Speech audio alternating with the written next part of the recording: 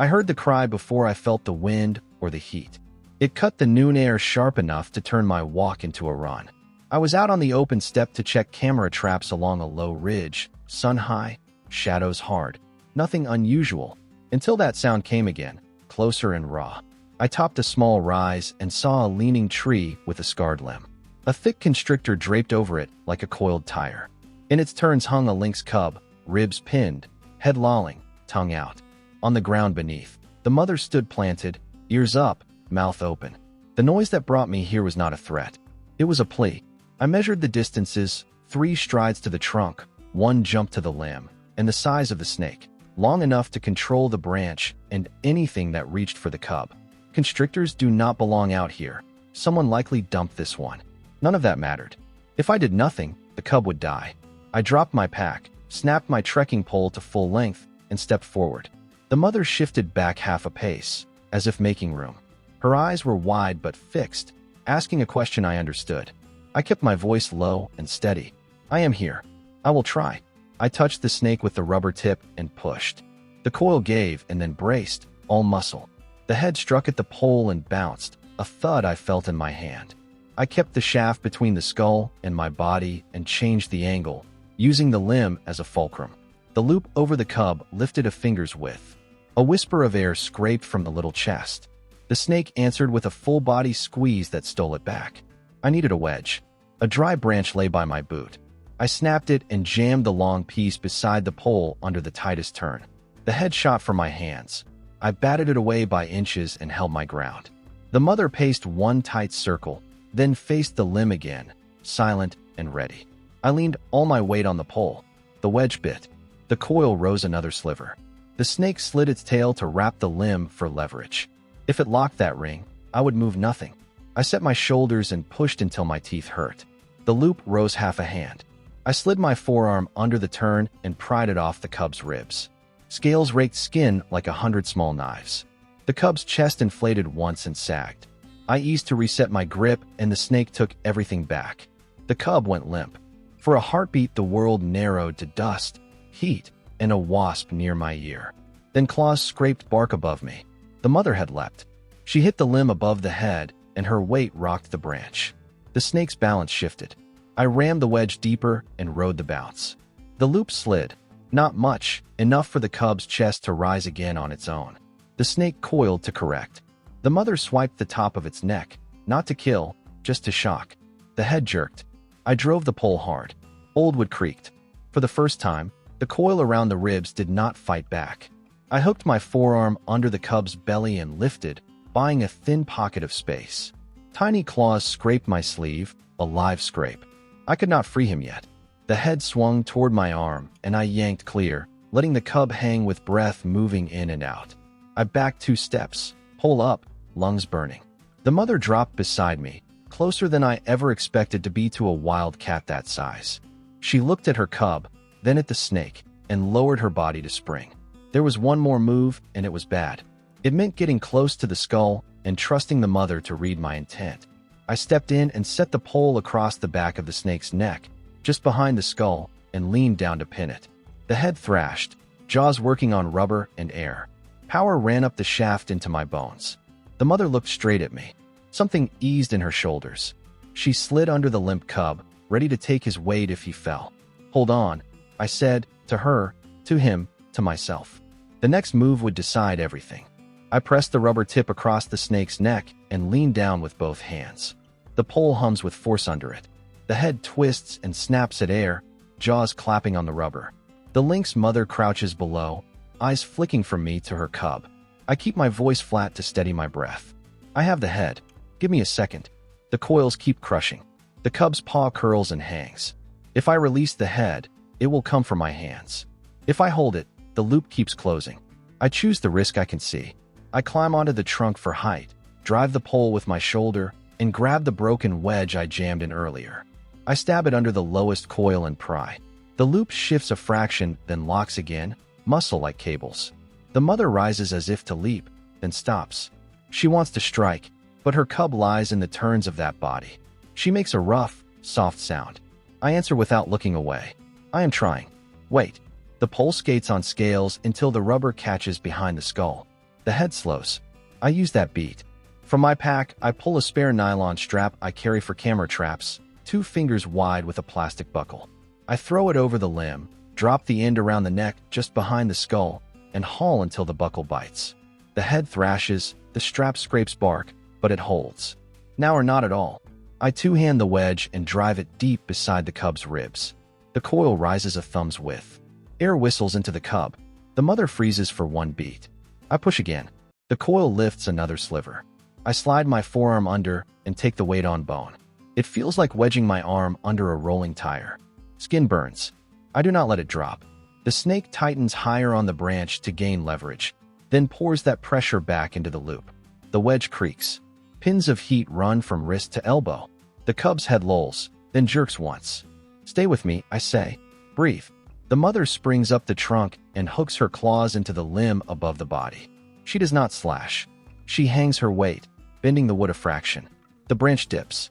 The loop slackens enough for me to slide my other hand under the cub's belly. The small body is heavy because it is limp. My arms shake. The strap groans and slips a tooth. The head pushes against the pole, tongue tasting for angle. I shift the pole and drop my shoulder into it. The strap holds again. Almost there. I need a lever, not just bone. With my boot, I drag the split branch to me, brace it against the trunk, and pry under the lowest turn. Wood bites scale. The loop rises another inch. The cub coughs a wet, tiny cough and draws a thin, shuddering breath. Hold, I tell the mother. She holds. The snake abandons patience. It tries to throw another loop, but the angle is wrong. The tail lashes and wraps my forearm. I rip free before it anchors. Pain bites and fades. I keep lifting. For a breath, everything balances on 3 points. The strap on the neck, my weight on the pole, the branch's lever. The coil over the cub is a door half open. It needs 1 more inch. I reach for it, and the head finds slack.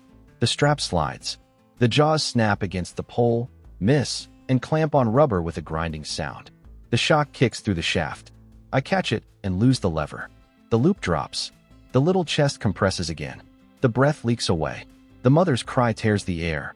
She circles the trunk, ready to fly, then stops herself at the last beat.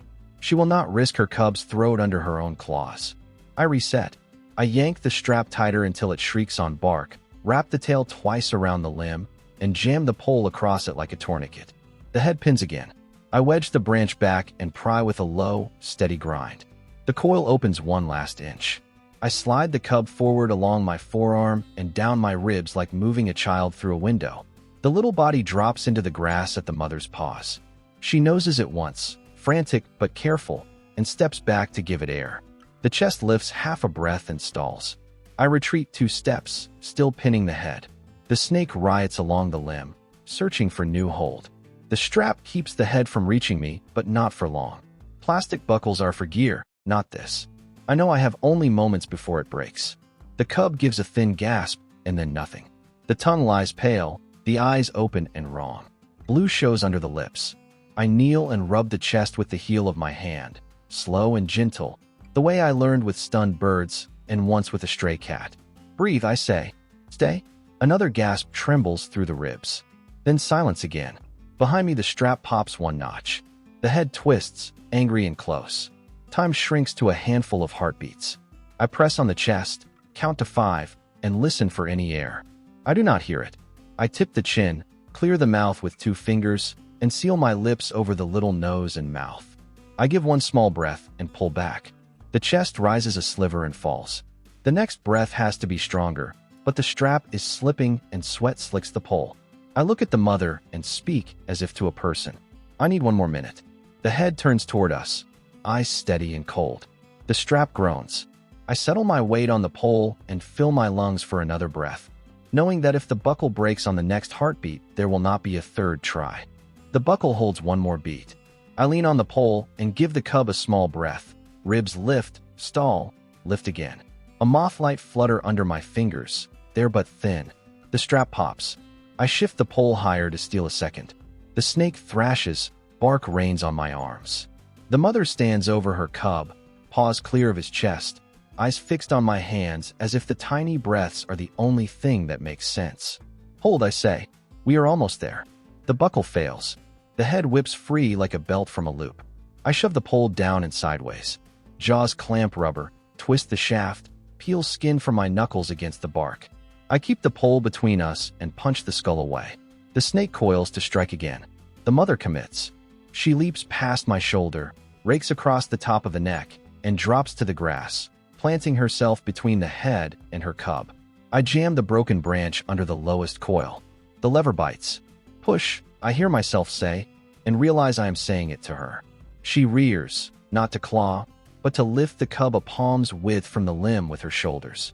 The head slams the pole, ringing my elbows. I step up the trunk and wrench the coil outward.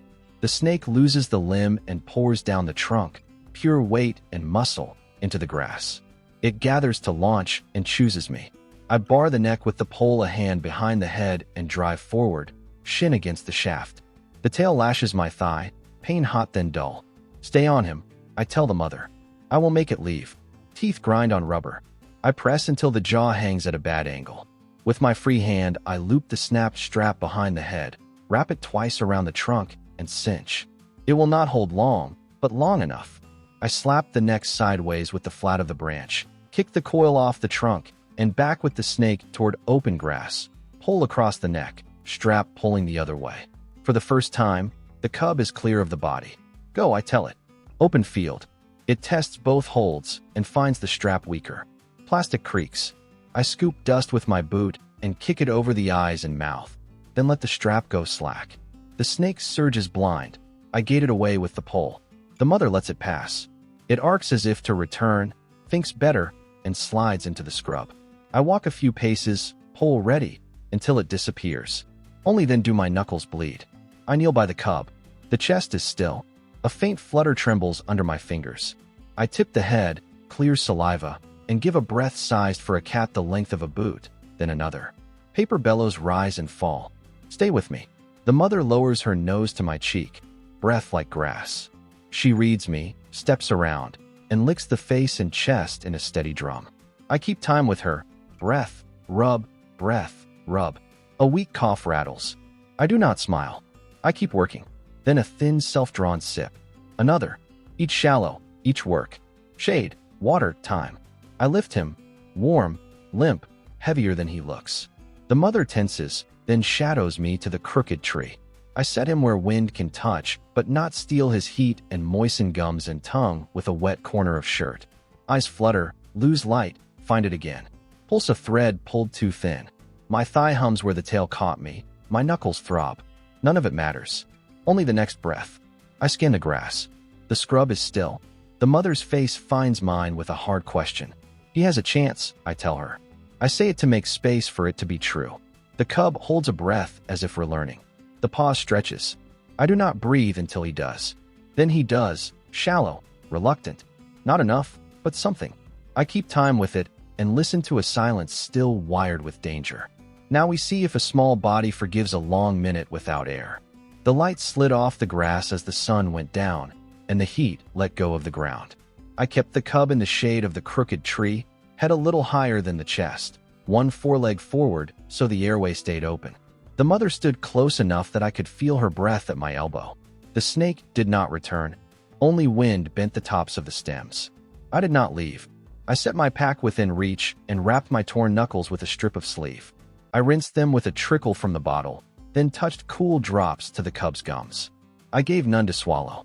I knew better than to flood a throat that had only just remembered air. As the sky thinned from white to copper, I gathered dry twigs and built a small fire ring on bare dirt, low and smoky. The mother watched my hands and then the flame. Her ears tilted forward, then eased. She lay 2 paces away, facing the open field. I said I will keep watch. I said I will move if your child needs it. She breathed with me, slow in, slow out. The first stars showed. In the cooler air, the cub's ribs rose a little deeper and held for a beat before letting go. I put a palm across the chest and felt the thin drum. The pulse in the groin was still a thread, but it had a shape now. I set a short alarm on my watch to nudge me every few minutes. At each buzz, I checked the airway and wet the tongue. The mother lifted her head and set it down when she saw the chest still moving. Near midnight, a jackal barked on the far ridge. I fed one thin stick to the coals and kept the rest dark. The wind swung, and the smell of dust rolled across us. I stood, stretched the ache from my back, and walked a slow circle with the pole in my hand. I did not like leaving them even that far, but I liked less the thought of the snake finding the quiet again.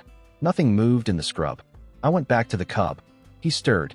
It was small, barely more than a twitch, but the paw flexed and then settled. The mother touched the top of his head with her nose. He gagged once and cleared a ribbon of spit. Breath followed, deeper this time. My own lungs answered it. I talked to stay awake.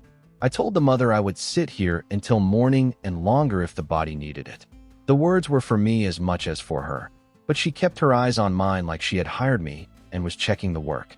The hours between midnight and dawn always last longer than they should. The fire fell to a low orange seam. The cub dozed and woke and dozed again. Each time the breath held steadier. At some point the mother rose and faced the dark.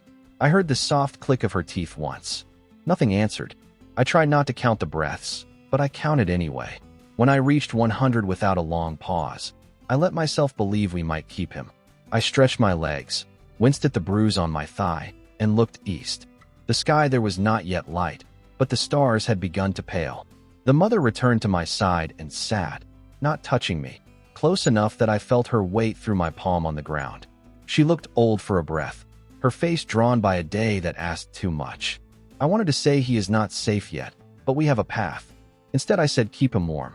She curled around the cub without pressing him and made a small wall with her body against the wind. I fed the coals one last time and watched the smoke run along the ground. The world thinned into that quiet hour when even insects rest. The cub slept with his mouth open a fraction, sides rising with a rough sawtooth rhythm. I cleared a few seeds from his nose and felt the warm wet of breath on my fingertip. It was not strong. It was there. Dawn came in pieces.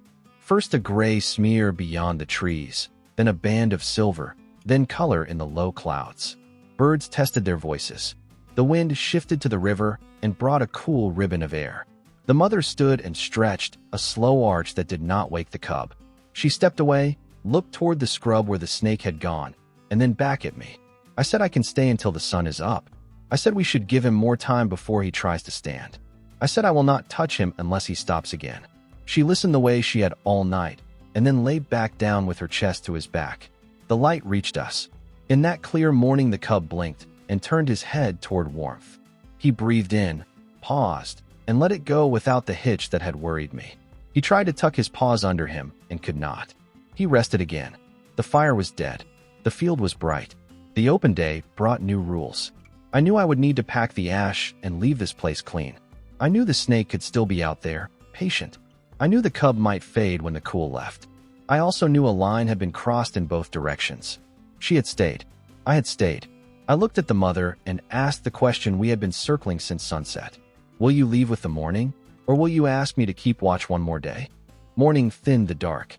Cool air slid over the grass, lifting the last smoke from the coals. I watched the small rise and fall of the cub's ribs. Still rough, but steady now. The mother woke first. She stretched, touched his cheek, and cleaned the fur around his eyes and mouth. Quick, neat strokes that pulled him toward the day. I checked the scrub. No coil, no movement. I scattered the ash, crushed the last ember, and covered our scuffed ground more for me than for anyone who might pass. When I returned, the cub was awake, breath rasping like a worn bellows. I let him smell the back of my hand and said I will stay until you do not need me. The mother met my eyes, no panic left, just a held, steady line, and kept one ear on the field, one on me. The sun lifted. A light breeze kept a cool thread. I wet my shirt corner and touched his gums. He swallowed, then again, as if remembering how. The mother groomed him in patient loops. Cheeks, chest, the small ribs that rose and fell against her breath. His first try to stand failed. Legs shook, body folded, no sound. She set a paw across his shoulders, only weight enough to say I am here. Waiting was the best thing I could offer. A meadowlark sang on the ridge. Cranes crossed high, thin marks in the brightening blue. My leg throbbed where the tail had caught me. My knuckles burned. I let the hurts exist without giving them work. On the second try he held. He leaned into his mother like a sapling against a post and made a small, surprised sound at being upright. One careful step, then a second. She shifted by a finger's width and took his weight like a bridge. I backed off, set the pole down, rolled the broken strap, and drank a small mouthful of water. I wanted them to leave with nothing of me tied to their path. Time spread thin. 3 steps, then 5, then rest with his head on her foreleg. Wind bent the grass. Insects wrote their own lines. The big body we had driven off did not return. When the sun stood a hand above the trees, she chose.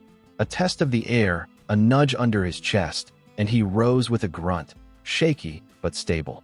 She licked the top of his head once, a period at the end of a long sentence.